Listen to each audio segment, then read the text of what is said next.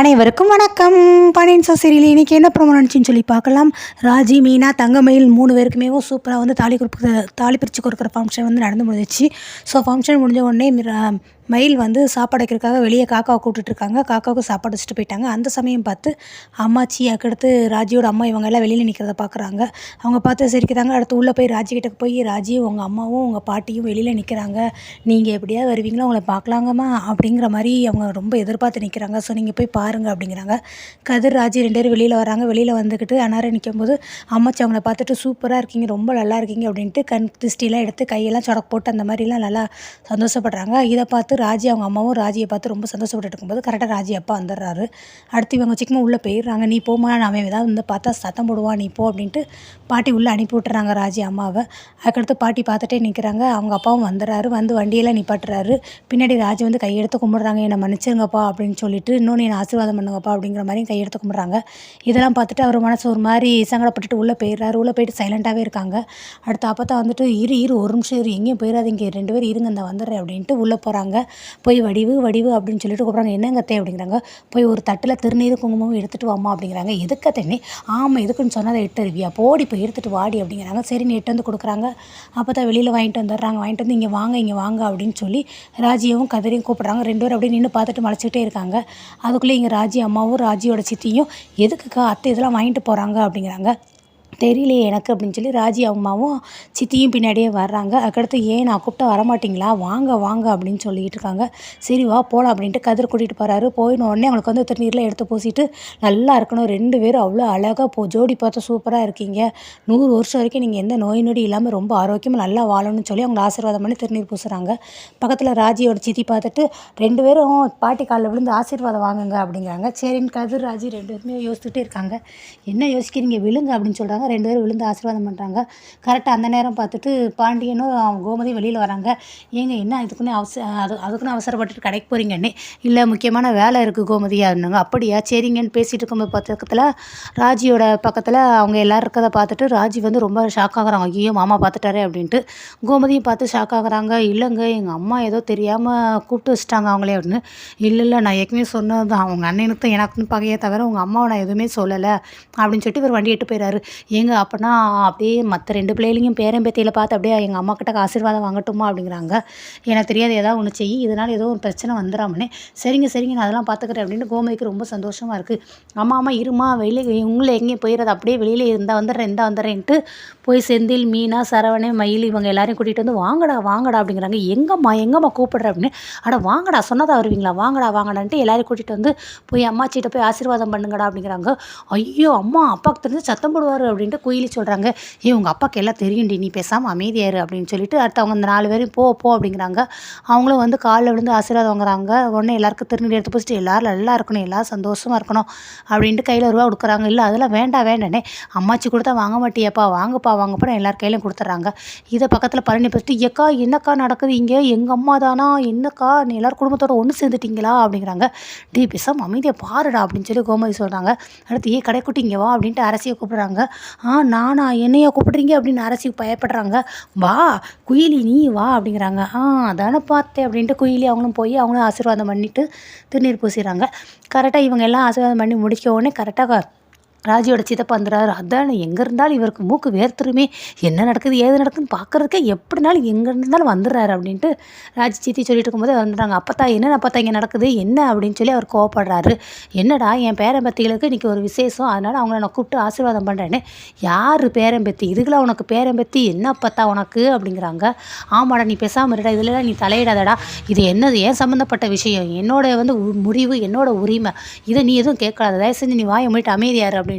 நீங்களாம் போங்க உள்ளே போங்க அப்படிங்கிறாங்க. கோமதி இவங்க எல்லாத்தையும் கூட்டிகிட்டு போ அப்படிங்கிறாங்க. கோமதியும் பார்த்துட்டு வாங்கடா எல்லோரும் வாங்க அப்படின்ட்டு சொல்லி அந்த இடத்த கூட்டிகிட்டு போயிடுறாங்க. கோமதியும் அடுத்து கோப்பட்டு உள்ளே போகிறாங்க. ராஜி எல்லாருமே அவங்கவுங்க வீட்டுக்கு எல்லாருமே போயிடுறாங்க.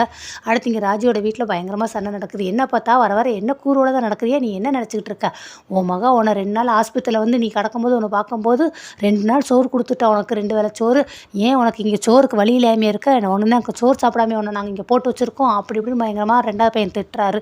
உடனே அவங்க மருமக வந்துட்டு, ஏங்க என்னங்க பேசுகிறீங்க, அத்தையை பார்த்தா இப்படி சொல்கிறீங்க, சோறுக்கு வழி இல்லையா, சோறு திங்க மாட்டியான்னு, இதெல்லாம் பேசுகிற பேச்சா, தேவையில்லாமலாம் பேசாதீங்கண்ணே.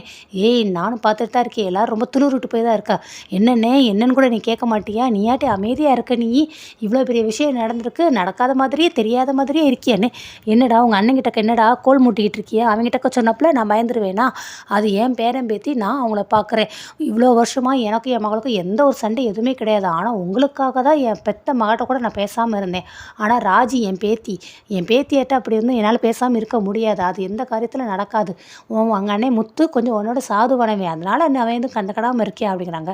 என்ன பார்த்தா என்ன நினச்சிக்கிட்டு இருக்க நீ, நான் சாதுவாக இருக்கேன் அமைதியாக இருக்கேன்னா நான் எதுவுமே மறக்க மாட்டேன்னு நினச்சிக்கிட்டியா, எதையும் நான் மறக்க மாட்டேன் அப்பத்தா, எல்லாத்தையும் ஆபத்தில் வச்சுருக்கேன், நீ 2 நாள் அழுதுட்டு நீ பேசாமல் வீட்டுக்குள்ளே இருப்ப, ஆனால் வெளியில் போகிற எனக்கும் என் தம்பிக்கு வந்து அந்த அசிங்கமெல்லாம் தெரியும், ஒரு உலகத்தில் யார் பேசுனாலும் திடீர்னு நம்ம குடும்பத்தை பற்றி பேசுவாங்க, என்கிட்ட கேட்பாங்க 30 வருஷத்துக்கு முன்னாடி உங்கள் தங்கச்சி ஓடி போயிட்டாங்களாம்ல அப்படின்னு சொல்லிட்டு, எவங்கிட்டக்கு என்னால் மூஞ்சி கொடுத்து நேரில் பேச முடியாது, அந்த அளவுக்கு நான் அவமானப்பட்டிருக்கேன், ஒரு நிலம் வாங்குற இடத்துக்கு விற்க வர இடத்துக்கு போய் நின்னோம்னா நிலத்தை பற்றி நாங்கள் அவ்வளோ விசாரிக்கிறோம், அவங்க என்ன பண்ணுவாங்க, ஏன்னே நிலத்தை பற்றி இதை அதுன்னு சொல்லி விசாரிக்கிறீங்களே, உங்கள் வீட்டில் இருக்கிற பிள்ளைகளை பற்றி ஒரு நிமிஷமாவது விசாரிச்சிங்களா, பிள்ளைங்க என்ன பண்ணுது ஏது பண்ணுது ஒரு நிமிஷமாவது பார்த்தீங்களா, உங்கள் பொண்ணு ஓடி போச்சாமலேன்னு எனக்கு கேட்பாங்க, அப்போ நாக்கை தொங்க போட்டுக்கிட்டு நான் தூக்கில் தொங்க போடுற மாதிரி இருக்கும், நான் இவ்வளோப்பட்ட அவமானத்துக்கெலாம் காரணம் அவங்க தான், எப்போவுமே என்னை நடு வீதியில் என்னை அவமானப்படுத்திட்டு என்னை வந்து என் கௌரவத்துக்கு எதிர்ப்புற மறந்த யாரையுமே நான் மறக்க மாட்டேன், அவங்களுக்கு என்றைக்குமே நான் சேர்க்க மாட்டேன், அதேமாரி அவன் பொண்ணு தான் முக்கியம், அவன் பேத்தி தான் முக்கியம் அப்படின்னா இனிமேல் நீ இந்த வீட்டில் இருக்காது, என்னை எப்போயுமே நீ பார்க்காத, எந்த இடத்துலையும் என்னை பார்க்க முடியாது, எங்கேனாலும் ஓடி போயிடுவேன், எங்கிட்டாவது போயிடுவேன் அப்படிங்கிறாங்க.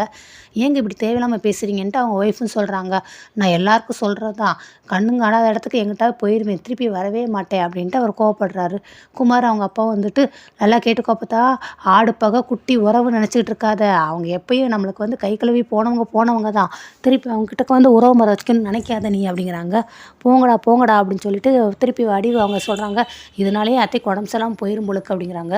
ஏய் நீ வந்து ஆத்தாக்கு உடம்பு சரியில்லை அடிக்கடி சாக்கு சொல்லாது, எனக்கு என்னமோ இதெல்லாம் நீங்கள் சேர்த்து வச்சு போடுற ட்ராமா மாதிரி இருக்குது அப்படிங்கிறாங்க. டேய் சக்தி அப்படிலாம் நீ பேசாதாடான்ட்டு முத்துவும் சொல்லிடுறாரு மூத்த பையனும். அடுத்து அவங்க வீட்டு கதையை முடிச்சிடுறாங்க. அடுத்து நெக்ஸ்ட் இங்கே ராஜியை பார்க்குறாங்க, எல்லோரும் கூட்டாக உட்காந்துருக்காங்க, எல்லோரும் ஜாலியாக ஃபோட்டோலாம் பார்த்து என்ஜாய் பண்ணிகிட்டு இருக்காங்க. கரெக்டாக அந்த நேரம் பார்த்து பாண்டியன் வராரு. அப்பா வாங்கப்பா உட்காருங்கப்பா அப்படின்ட்டு அரசி சொல்கிறா.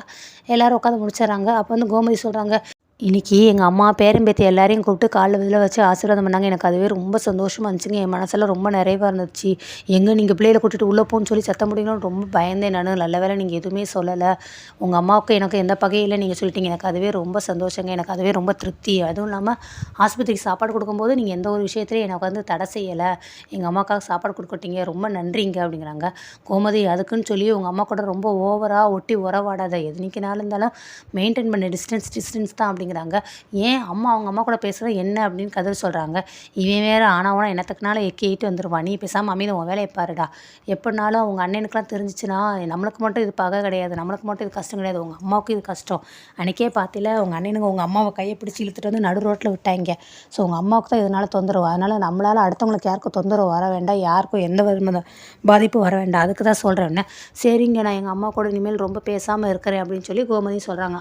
சரி அப்படிங்கிறாங்க. அடுத்து குயிலியை பார்த்து கேட்குறாங்க, ஏப்பா குயிலி சாப்பிட போகலாமா அப்படின்னு. எல்லாரும் சாப்பிட போகலாம்ப்பா. அரசியும் கேட்குறாங்க, எனக்கு ரொம்ப பசிக்குது வாங்க சாப்பிட போகலாம், பஞ்சாயத்துலாம் முடிஞ்சிச்சா அப்படிங்கிறாங்க அரசியுமே. குயிலியுமே சரி சாப்பிட போடலாம் அப்படிங்கிறாங்க. குயிலி அப்படிங்கிறாங்க, என்னப்பா எனக்கா எதாவது வாங்கிட்டு வந்திருக்கீங்களா அப்படிங்கிறாங்க. ஏக்கா எப்போ பார்த்தாலும் திங்கன்னு தான் கேட்டுகிட்டே இருப்பியான்னு சரவணன் சொல்கிறாரு. டே போட அப்பா எனக்காக கண்டிப்பாக வாங்கியிருப்பாங்க, என்னப்பா சொல்லுங்கப்பா அப்படிங்கிறாங்க. ஏம்மா மாப்பிள்ளை கூட உனக்கு எதுவும் சண்டையா அப்படிங்கிறாங்க. இல்லையப்பா அதெல்லாம் ஒன்றும் இல்லையப்பா அப்படிங்கிறாங்க. அப்புறம் என்னம்மா வீட்டில் சின்ன விஷயம் நடந்தாலும் மாப்பிள்ளை உடனே வந்து நிற்பார், இவ்வளோ பெரிய ஃபங்க்ஷன் நடந்திருக்கு, ஆனால் மாப்பிள்ளை வீட்டிலேருந்து யாருமே வரலையே அப்படிங்கிறாங்க. அது அவருக்கு வேலை முக்கியம், நான் நானப்பா பண்ணட்டும் அப்படிங்கிறாங்க.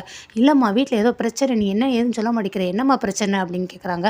இல்லையே அதெல்லாம் ஒன்றும் இல்லையே அப்படிங்கிறாங்க. இல்லைம்மா என்னன்னு சொல்லுமா அப்படிங்கிறாங்க. அடுத்து மீனாவும் கேட்குறாங்க, இல்லை நீ எந்த பிரச்சனை இருந்தாலும் சொன்னாலும் மாமா அதை என்ன ஏதுன்னு சொல்லி பார்த்துருவாங்கல்ல, அதனால் நீங்கள் குழந்தைகளெல்லாம் விட்டுட்டு இப்படிலாம் வரமாட்டீங்கல்ல. மீனா சொல்லுவோம், ஓ நீலாம் எனக்கு அழுவதை பண்ணுற அளவுக்கு வந்துட்டியாங்க நீ அப்படிங்கிறாங்க.